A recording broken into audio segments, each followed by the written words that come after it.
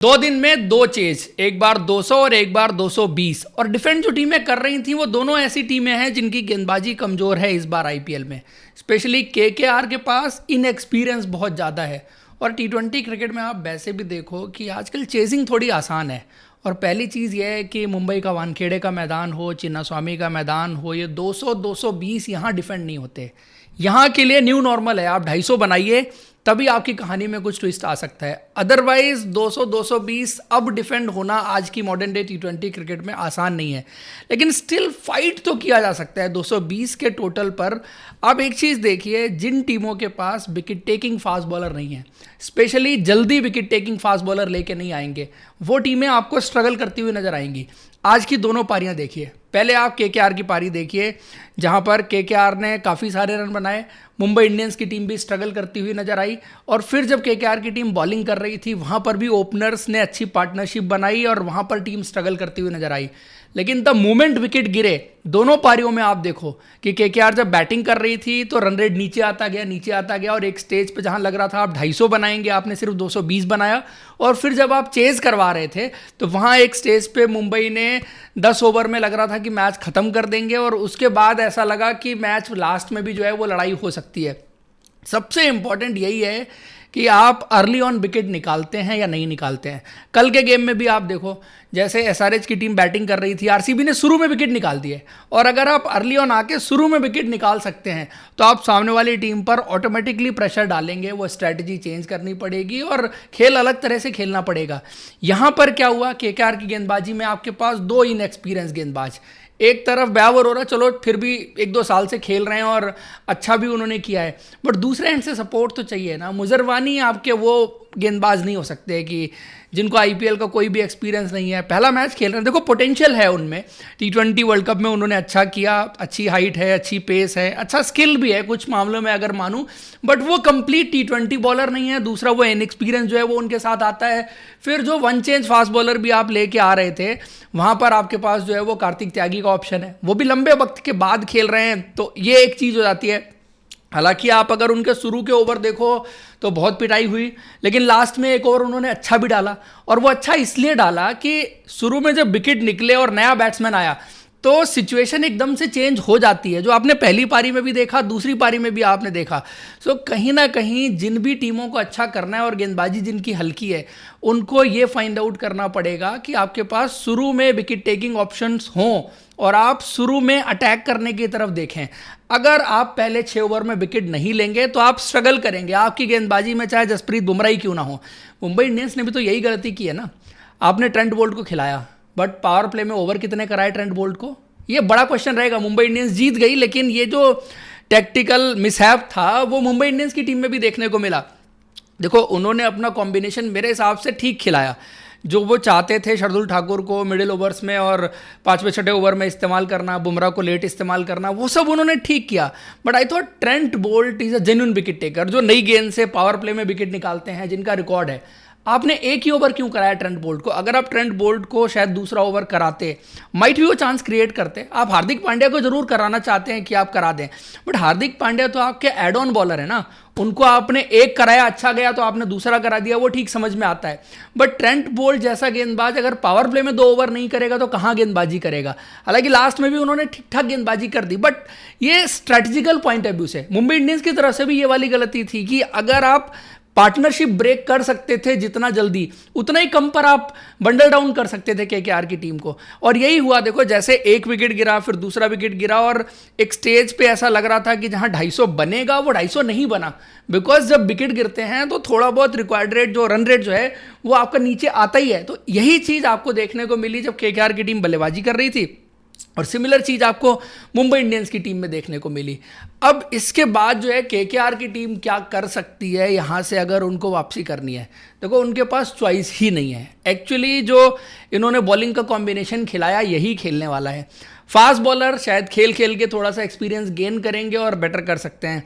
Spin department specially Varun Chakravarthy इनके लिए बहुत बड़ा कंसर्न रहेगा, और वरुण चक्रवर्ती सिर्फ इस मैच में स्ट्रगल नहीं कर रहे, वरुण चक्रवर्ती तो T20 वर्ल्ड कप से स्ट्रगल कर रहे हैं, और अगर एक दो मैचेस और अच्छे नहीं जाते तो इनको फिर दक्ष कामरा जैसे प्लेयर को सीन में लेके आना पड़ेगा। अदरवाइज क्या होता है कि ज़्यादा देर आप वेट करते हैं कि प्लेयर आएगा, फॉर्म में आएगा आएगा आएगा, और तब तक पता चलता है कि आधा टूर्नामेंट निकल चुका है। तो वरुण चक्रवर्ती को एक दो तीन मैच और, मैक्सिमम 3 मैच और, इसके बाद आई डोंट थिंक कि अगर इसी तरह की परफॉर्मेंस रहती है तो आप उनको कंटिन्यू करेंगे।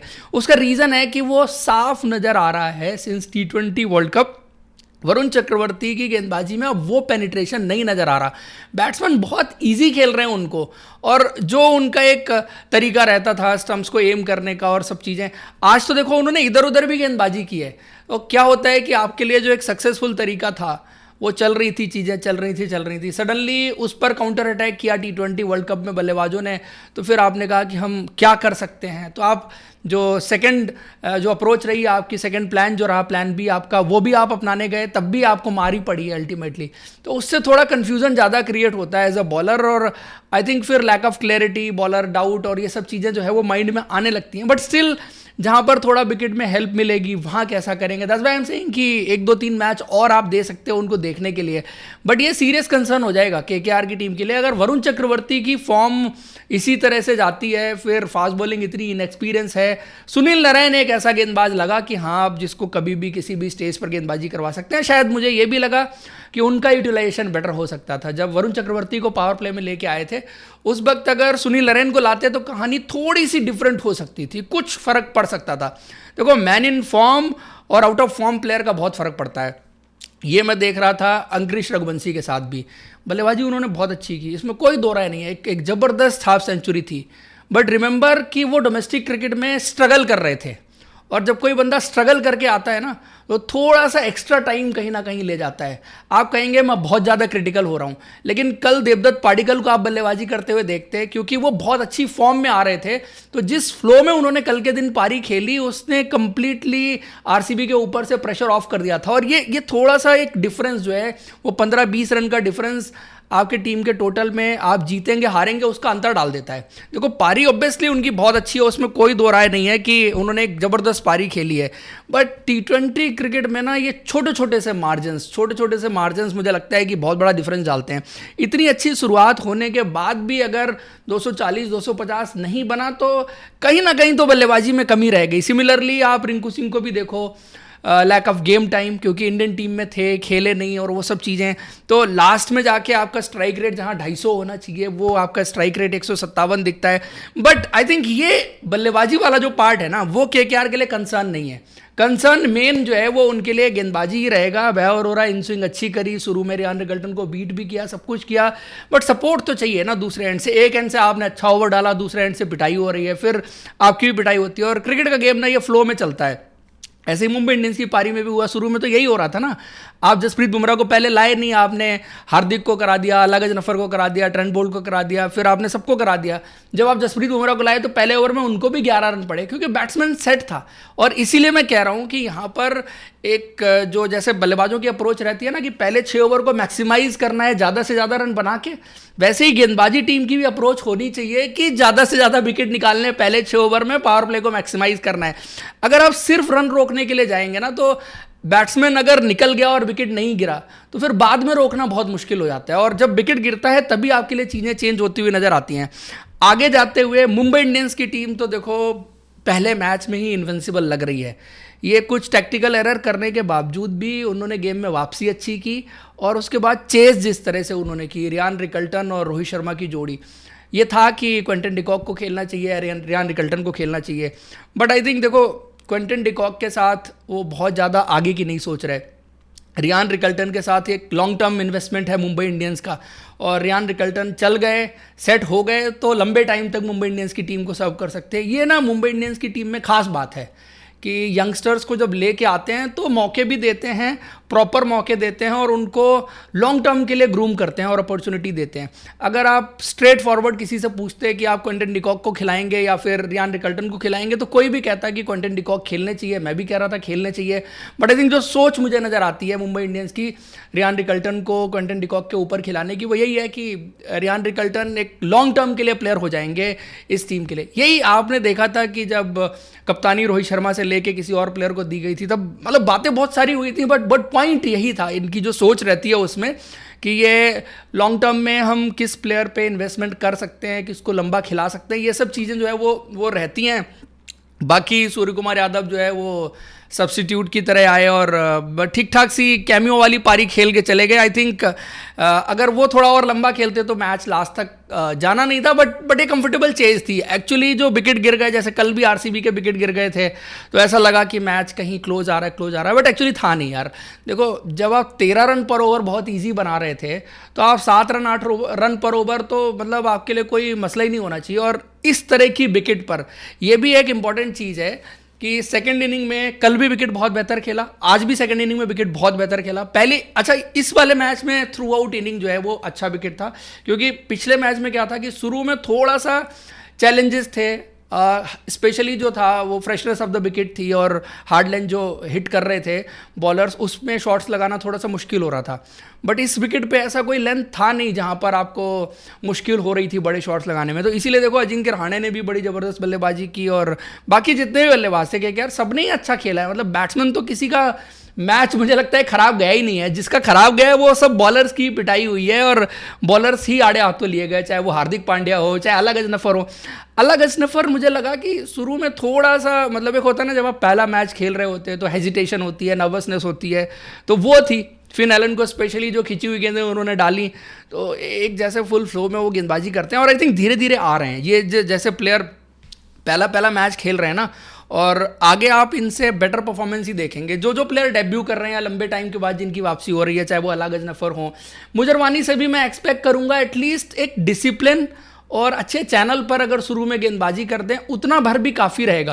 देखो, पिटाई तो होगी और पिटाई से तो इस फॉर्मेट में किसी भी बॉलर को डरना नहीं चाहिए। जो डर गया वो तो फिर खेल नहीं सकता ये फॉर्मेट, है ना। चौके छक्के तो लगेंगे, आप कितने भी बड़े गेंदबाज हों, कितना भी कुछ हो, वो सब होने वाला है। बट अगर आप डिसिप्लिन शो कर सकते हैं और कंसिस्टेंसी और थोड़ा सा प्रीएम्प्ट कर सकते हैं कि बैट्समैन क्या करने की तरफ जा रहा है, उसके हिसाब से अपना बॉलिंग में चेंजेस और जो सब चीज़ें वेरिएशंस वगैरह यूज़ कर सकते हैं, तभी आपके लिए अच्छा हो सकता है। अदरवाइज तो आप देखो, बुमराह के भी आज अगर 4 ओवर की गेंदबाजी देखो तो 35 रन है, विकेट उनके नाम के आगे कोई नहीं है। बट हाँ, शार्दुल ठाकुर की बात ना करें यार, ये तो बड़ी बेईमानी होगी। और एक्चुअली मुंबई इंडियंस को किसी ने गेम में रखा था तो वो शार्दुल ठाकुर थे। बाद में आके उन्होंने जो विकेट लिए, क्योंकि पावर प्ले जैसा जा रहा था। और शार्दुल ठाकुर की एक चीज़ है कि हमेशा कुछ ना कुछ वो करते रहते हैं। He is a thinking cricketer. कभी ना कभी आप देखेंगे उनको कुछ ना कुछ ट्राई करते हुए, कभी स्लोअर वन डालेंगे, सामने से डालेंगे, कभी स्लोअर बाउंसर डालेंगे, कभी यॉर्कर ट्राई करेंगे, कभी स्विंग कराने की कोशिश करेंगे। मतलब वो हमेशा ना वर्कआउट करते रहते हैं। समटाइम्स चीज़ें उनके फेवर में जाती हैं, समटाइम्स नहीं जाती हैं। बट अक्सर लोग क्या कहते हैं उनके बारे में कि यार वो गोल्डन आर्म है, लकी ब्रेक दिलवा देते हैं। वो लकी ब्रेक नहीं है, वो करता है, सरप्राइज करता है। अपनी गेंद से ऐसी गेंद डालेगा जो बैट्समैन एक्सपेक्ट नहीं कर रहा होता है, तो आप रॉन्ग फुट पकड़ते हैं, स्पेशली बल्लेबाज को। अब जैसे आप फिन एलन वाला बॉल देखेंगे तो फिन एलन शायद स्लोअर वन तो एक्सपेक्ट कर रहे होंगे, बट इतना दूर की स्लोअर वन एक्सपेक्ट नहीं कर रहे होंगे। तो ये छोटी छोटी चीज़ों से वो अपनी गेंदबाजी से बल्लेबाजों को सरप्राइज करते हैं। ऑल एंड ऑल, पहले मैच के बाद 2 चीज़ें साफ दिख रही हैं कि मुंबई इंडियंस जो हम ये सीज़न शुरू होने से पहले एक्सपेक्ट कर रहे थे जिस तरह की टीम है, वो एक्चुअली उसी तरह की टीम है। इस बार टॉप 2 में जाने वाली टीम है। रोहित शर्मा की भी फॉर्म जैसी अभी दिख रही है, पहले मैच में जिस तरह से खेले और सारी चीज़ें, क्योंकि उनके रन बनेंगे ऊपर से, तो मिडिल ऑर्डर देखो वैसे ही बहुत सॉलिड है। कॉम्बिनेशन भी इन्होंने अपना फॉर्म कर लिया। एक चीज़ मुझे लगी टैक्टिकली, अगर शायद ये अथर्व अंकलेकर को खिला सकते थे, but I am not sure कि वो फिट हैं, क्योंकि उनका खबर आई थी वो शायद इंजर्ड है, उस वजह से वो मैच मिस कर रहे हैं। क्योंकि केकेआर की टीम में काफ़ी सारे राइट हैंडर थे और अगर मयंक मार्कंडे की जगह अथर्व अंकलेकर रहते तो इससे फ़र्क पड़ सकता था, मेनली फ़र्क पड़ सकता था, क्योंकि वो मैचअप था, एक अच्छा मैचअप हो सकता था। बाकी आप देखो तो इन्होंने कॉर्बिन बोस को नहीं खिलाया, मिचेल सेंटनर को नहीं खिलाया, और मेनली इन्होंने उन गेंदबाजों पर फोकस किया जो इनके लिए मैच विनर्स हो सकते हैं। जैसे Trent Boult out and out match winner हैं, बट नई गेंद करानी चाहिए उनको, 2 ओवर कराने चाहिए। अलग अजनफर स्पिन डिपार्टमेंट को स्ट्रेंथिंग करने के लिए, पहला मैच अच्छा नहीं गया बट आई थिंक वो जो पहले मैच की नर्वस एनर्जी थी वो दिख रही थी, उनकी बॉडी लैंग्वेज में नजर आ रही थी। आगे आप देखेंगे कि ये प्लेयर जो है वो जरूर इंप्रूव करेगा। फिर जसप्रीत बुमराह हैं, हार्दिक पांड्या की यूटिलिटी भी जो है वो आई थिंक ठीक ठाक जो है वो नजर आ रही है। उसके अलावा फिर शार्दुल ठाकुर हैं, तो गेंदबाजी ठीक नजर आ रही है, बैटिंग डेप्थ भी ठीक है, नॉट बैड, लाइक जो हम एक्सपेक्ट कर रहे थे कॉम्बिनेशन में। कॉर्बिन बोस या मिचेल सेंटनर में से एक खेल सकता है, बट दोनों ही नहीं खेले और वो शार्दुल ठाकुर पे चले गए ना बेसिकली, तो वही एक चेंज हो गया। बाकी बिल जैक्स जब आएंगे तो रदरफोर्ड की जगह पर खेल लेंगे। तो Mumbai Indians well sorted, I think ये जब टीम पहले बल्लेबाजी भी करेगी तब भी बड़ा स्कोर बनाएगी, और चेस तो इनके लिए वानखेड़े के इस मैदान में मसला नहीं होने वाला है। मसला थोड़ा सा जो है वो केकेआर की टीम का ही दिख रहा है कि कैसे करेंगे, और कैसे करेंगे में इनके पास ज़्यादा कुछ चेंज करने के लिए है नहीं। इनके पास यही बॉलर हैं, थोड़ा सा प्लानिंग स्ट्रैटेजी बेटर करके आनी पड़ेगी, और बाय द टाइम ये प्लेयर जितना जल्दी सीख सकते हैं उतना जल्दी सीखें और इम्प्रूव करें। वरुण चक्रवर्ती का एक देखना रहेगा, क्योंकि वहाँ पर आपके पास एक ऑप्शन है दक्ष कामरा के रूप में जिनको आप लेके आ सकते हैं। अदरवाइज अगर इनके फास्ट बॉलिंग में जाएं तो ज़्यादा चेंज करने के लिए है नहीं। एक आपके पास उमरान मलिक जो है वो इंडियन फास्ट बॉलर में बैठे हैं, आपने जो सौरभ दुबे को लिया है वो एक लेफ्ट आर्म फास्ट बॉलिंग में जरूर ऑप्शन रहेगा, क्योंकि उन्होंने थोड़ा सा प्रैक्टिस मैचेस में अच्छा किया। और बाकी आई थिंक नवदीप सैनी को इन्होंने ऐड ऑन किया था, तो नवदीप सैनी एक्सपीरियंस के मामले में जरूर थोड़ा वैल्यू ऐड कर सकते हैं, बट मैं ये भी सोच रहा हूँ कि आप खिलाएंगे किसकी जगह। कार्तिक त्यागी को तो मुझे लगता है कि और अभी मौका देना चाहिए। पहला मैच था, जैसे हम बाकियों के बारे में बात कर रहे हैं कि नर्वस एनर्जी और लंबे टाइम के बाद वापस आ रहे हैं, तो वो सब चीज़ें हैं। तो स्टिल फर्स्ट मैच है, अभी देखना रहेगा कि ये सिर्फ कंडीशंस की वजह से इतने ऑर्डिनरी नज़र आ रहे थे केकेआर के गेंदबाज, या एक्चुअल में इतने ऑर्डिनरी हैं। इतने ऑर्डिनरी नहीं है, देखो टैलेंट तो है, एक्सपीरियंस वाला फैक्टर लैक करते हैं। That is the only thing जो मैं केकेआर की गेंदबाजी के बारे में कह सकता हूं। बाकी आप लोग क्या कह रहे हैं जरा बता दीजिए कमेंट बॉक्स में, और इस एनालिसिस में इतना ही। मिलते हैं अगले वीडियो में। Thank you, bye bye.